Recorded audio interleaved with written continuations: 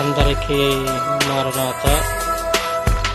దేవుని పరిశుద్ధ గ్రంథంలో నుంచి ఋతు గ్రంథము 2వ అధ్యాయము 4వ వచనము.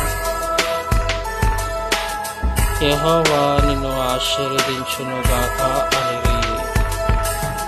బోయాజు పొలములోకి వెళ్ళి ఉన్నప్పుడు పొలంలో పనిచేయుచున్నటువంటి వారందరూ కూడా బోయాజును చూసి యెహోవా నిన్ను ఆశీర్వదించునుగాక అనిరి.